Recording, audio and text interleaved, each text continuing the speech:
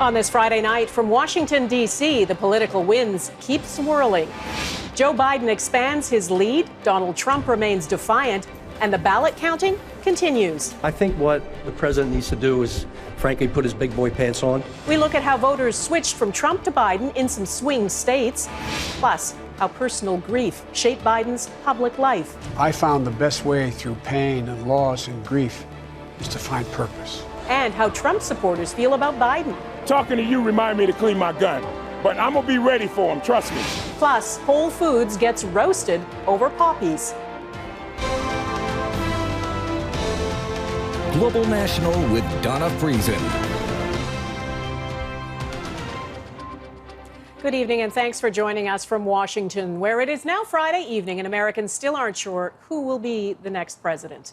Ballots are still being counted and a few key states remain too close to call. It appears Joe Biden is closer to victory than Donald Trump. His lead in Nevada is widening. He's pulled ahead in Georgia, too, and in Pennsylvania, the state Trump can't afford to lose. A win in any of those states for Biden would get him to the 270 Electoral College votes needed to win the White House. Right now, according to the Associated Press numbers, which we are using, Biden remains at 264, Donald Trump at 214. Here's what's happening in Pennsylvania. Biden is now ahead by more than 14,000 votes. That lead is expected to grow as more absentee ballots are counted. Trump needed a win there for any shot at a second term. Joe Biden is planning a primetime speech tonight, we're told. Donald Trump has issued another statement claiming illegal ballots are being counted and saying he will never give up fighting. Our Washington Bureau Chief Jackson Proskow is with me again. Jackson, it seems we're just in a holding pattern now. We really are at this point, Donna. The results continue to trickle in, and essentially what's happening is that Joe Biden's lead continues to grow in Pennsylvania, in Nevada, and in Georgia. It's shrinking slightly in Arizona, where he still has the lead, but in all four of these states, the number of outstanding ballots means that, in theory, if you had a huge swing toward one candidate or the other, things could tip. So people aren't necessarily making the call yet in these states, which means we continue to wait on results, which means the counting continues in this very slow, methodical process. And you've got both candidates injecting themselves from the sidelines, particularly Donald Trump, who tweeted tonight that he could be claiming victory and Joe Biden shouldn't claim victory. Of course, Trump has repeatedly claimed to have won the presidency over the past few days, despite that not being a firm thing yet, Donna.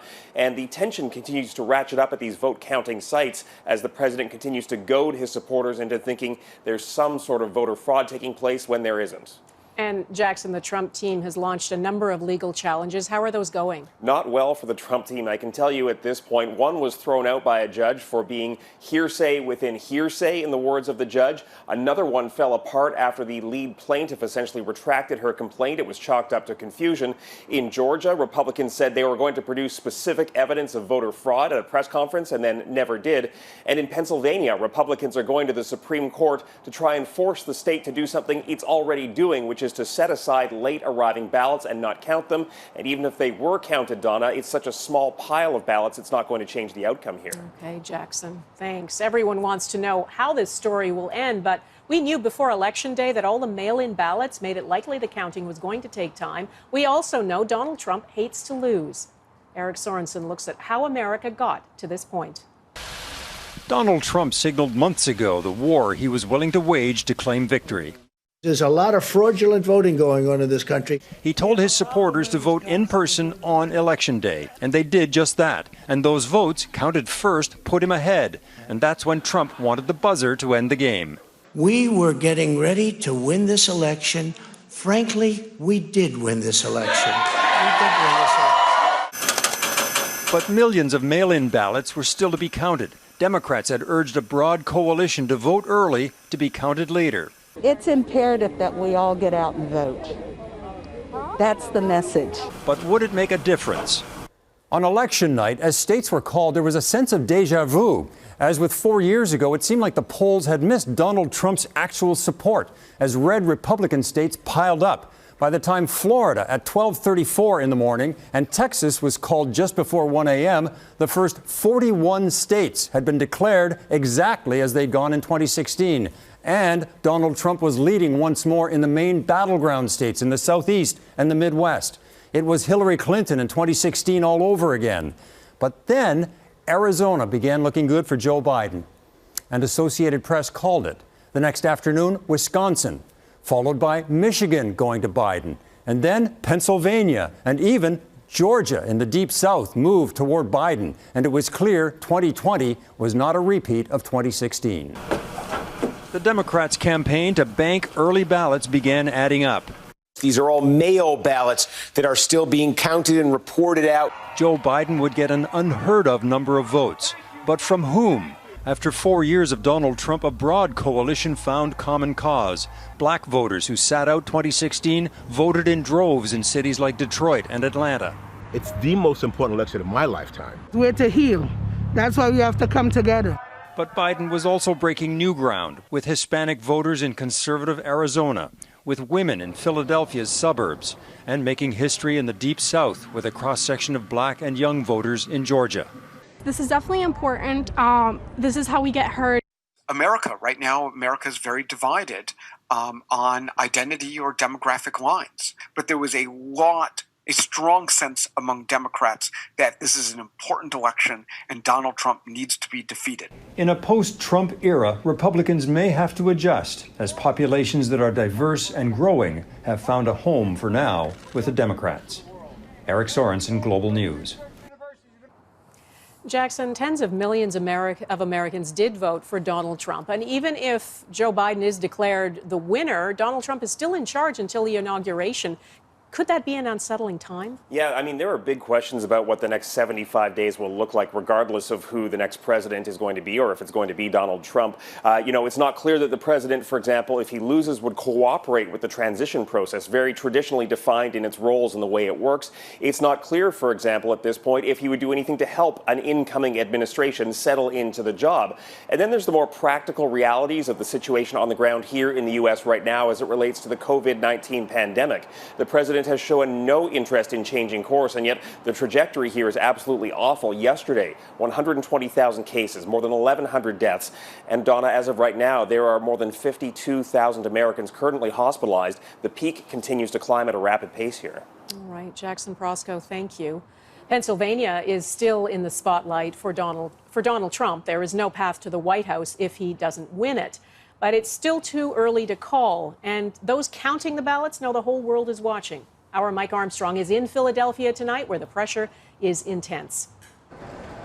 As if anxiety levels weren't high enough around the counting in this city's convention center, Philadelphians woke up this morning to news that operation may have been the target of a planned attack. This was the scene outside Thursday night. 2 men were taken into custody. Police say they were tipped off to a group of individuals from out of state, possibly armed, headed to Philadelphia to disrupt the counting in some way. Inside their vehicle, stickers for the conspiracy group QAnon. What this city also woke up to was a very tight race with Donald Trump in the lead. That flipped to Biden at about 8:50. There was, in some neighborhoods, elation, but in most, simply a sense of hope this could be winding down. A little relieved, but still just waiting to see what happens.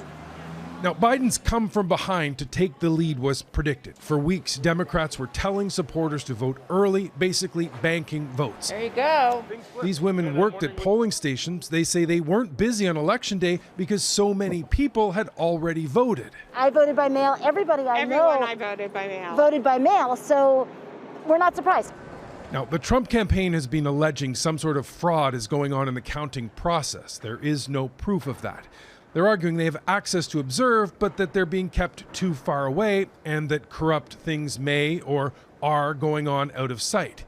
Even some who endorse the president aren't buying that distance proves corruption. That's a real problem. That should be fixed. That's not right. But it's not proof that there's widespread fraud or theft.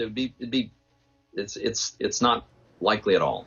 County officials insist everything is above board. They even have this 24-hour-a-day live stream of what's going on. The mayor of Philadelphia says the charges of corruption should stop. I think what the president needs to do is, frankly, put his big boy pants on. He needs to acknowledge the fact that he lost, and he needs to congratulate the winner. The charged rhetoric and tension haven't been dampened by Biden taking the lead, but this state and this country may have dodged a bullet. With Biden now leading in enough states to win the Electoral College, without Pennsylvania, the entire U.S. election won't hinge on what happens here. Mike Armstrong, Global News, Philadelphia. Donald Trump is questioning the legitimacy of the ballot counting process, and many of his supporters are following his lead. Jeff Semple is in Detroit, Michigan tonight. Donald Trump supporters of all stripes gathered in downtown Detroit, united in anger. We're going to expose them, lock them up. Echoing the president's unsubstantiated claims that the election was stolen. What'd you say? What are you going to do if they declare Biden the winner? Well, talking to you remind me to clean my gun. But I'm going to be ready for them, trust me. The Democrats won Michigan by around 146,000 votes. Have you seen any evidence of fraud yet? Yeah, there's fraud if you cannot look at the ballots. Some Republican poll watchers, like this woman, claim they were prevented from inspecting the ballots. They hate that I challenge every ballot on that table. So they try everything they could to kick me out of there. Others point to claims circulating online, such as this viral video that purports to show someone arriving with a wagon of ballots in the middle of the night. There's a man rolling a wagon into the TCF Center here yesterday. Turns out it was actually a local news cameraman. The video debunked by his network. And the wagon, we have it right here. This is what it looks like. It was carrying, as it is now, equipment. Or it's only evidence if the freaking media says it's evidence. The chairwoman of the Republican National Committee is now calling on journalists to investigate the Michigan vote. And that any irregularities that have occurred, whether by malicious intent or incompetence, are fully investigated. What do you think it's going to take for Trump supporters to accept the election result? I think a little healthy dose of reality. This local Republican candidate who won his township north of Detroit believes his party needs to accept the outcome. So even if they prevailed in Pennsylvania and Georgia, he's not close enough in the other races to merit a real challenge. Back in Detroit, tensions flared as counter-protesters arrived, prompting police to step in. At one point, after shouting across the barricades, a militia member walked over to a Black Lives Matter protester and gave him a hug. Yeah, absolutely, that was a hug. That was open dialogue.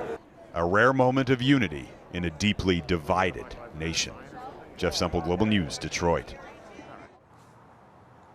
Whole Foods bags a whole lot of criticism. Coming up, why would the supermarket chain ban poppies?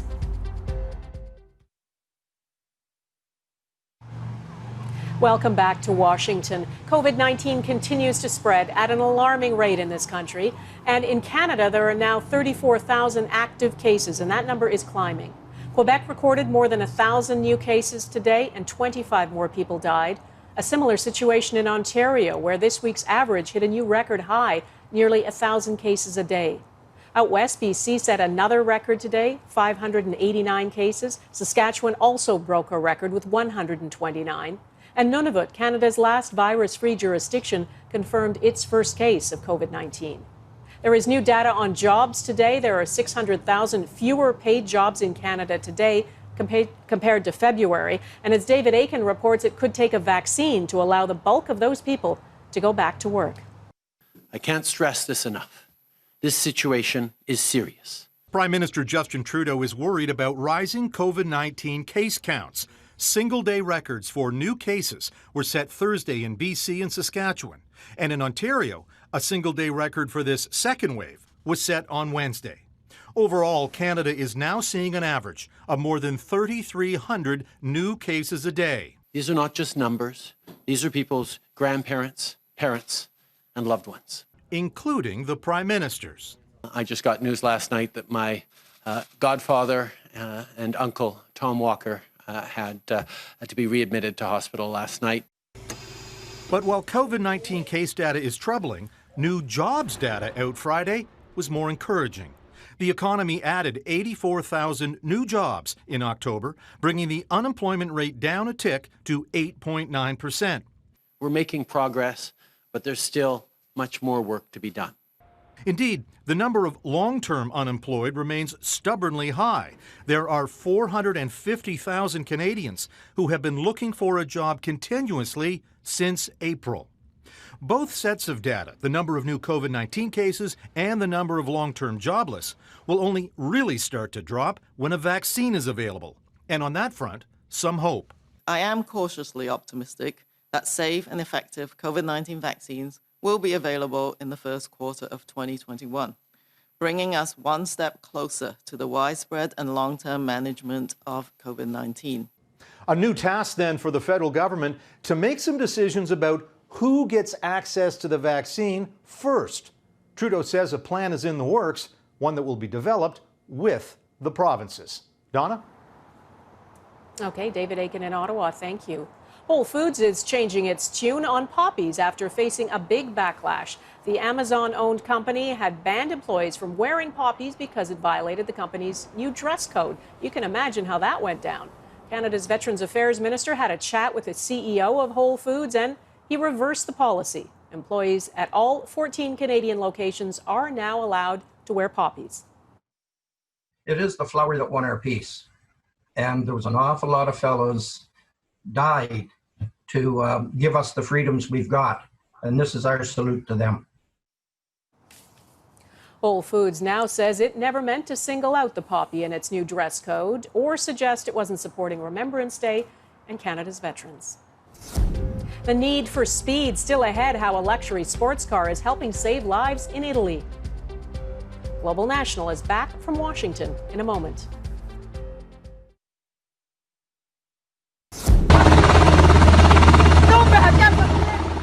A humanitarian disaster is unfolding in Honduras tonight as heavy rain from Hurricane Eta triggers flooding, mudslides, and a desperate rescue mission. At least 57 people are known to have died. The storm has weakened to a tropical depression, but it's still hitting a large swath of Central America.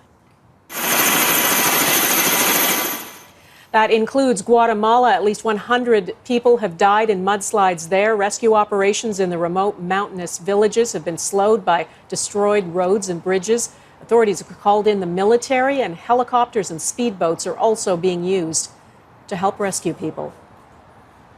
In Italy, police used the fastest tool in their arsenal to move a kidney across the country for life-saving surgery. Officers delivered the organ in time by using their Lamborghini Hurricane. Reaching speeds of up to 230 kilometers an hour, they arrived at the hospital in Rome in just over 2 hours. The 500-kilometer journey would normally take about 6 hours if you didn't happen to have a Lamborghini handy. Not Your Average Joe. Next, how politics and pain has shaped Joe Biden.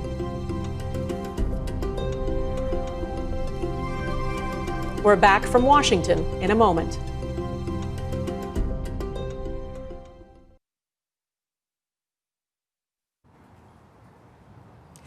2020 could be third time lucky for Joe Biden. This is the third time he has sought the U.S. presidency. His public life has been shaped by private grief, and now, days before his 78th birthday, he's poised to possibly take over one of the toughest jobs in the world. Joe Biden has spent his entire adult life in public life, including 2 terms as Barack Obama's vice president. Talk about our bromance. Born in Scranton, Pennsylvania, his dad fixed furnaces and sold cars. Blue-collar roots, he says, shaped him. His political start was in 1972 in Delaware. Hi, how are you? Hi, Joe how are you? Biden's my name. He was 29, full of confidence, and married with 3 kids. Then, just before Christmas, his life fell apart. His wife and baby daughter died in a car crash. His boys, Beau and Hunter, were injured. You knew. You just felt it in your bones. Something bad happened. There will come a day, I promise you, and you parents as well, when the thought of your son or daughter, or your husband or wife, brings a smile to your lips before it brings a tear to your eye. Some politicians learn about despair. Biden lived it. He considered resigning, but with family support and faith in God, he stayed in politics. He took the oath of office from his son's hospital room. In 1977, he married again. In 1987, he was a prominent figure in Washington. These people are being crushed. And made his first attempt to run for president. I honest to God believe I'll be the next president of the United States of America. Come on. Honest to God. He was 44 and ran on a message of generational change. But those who covered him say his mouth was both his greatest asset and his greatest liability. And I'd be delighted to sit down and compare my IQ to yours if you'd like, Frank. He was accused of plagiarizing speeches, he inflated his academic record, and falsely claimed he'd marched in the civil rights movement. I've done some dumb things, and I'll do dumb things again. He dropped out of that race, and at times he's struggled to appear like he's in step with the times. He's been accused of getting too touchy-feely with women and had to apologize. But I will be more mindful and respectful of people's personal space. In 2008, he tried for the presidential nomination again. Can you reassure voters in this country that you would have the discipline you would need on the world stage, Senator? Yes. But he never gained traction. After he withdrew, Obama chose him as his running mate. For decades, he's brought change to Washington, but Washington hasn't changed him. He's an expert on foreign policy whose heart and values are firmly rooted in the middle class. In 2015, he faced another devastating loss when his son Beau died from brain cancer at the age of 46. Biden has cast himself as a steady, seasoned hand in an uncertain world. Even his critics can't deny he has experience and empathy. But if he becomes president, his greatest test is yet to come. And that is Global National for this Friday from Washington, D.C. I'm Donna Friesen. Thanks for watching. I'll see you tomorrow night on The New Reality right here on Global. Take care of yourselves. Bye-bye.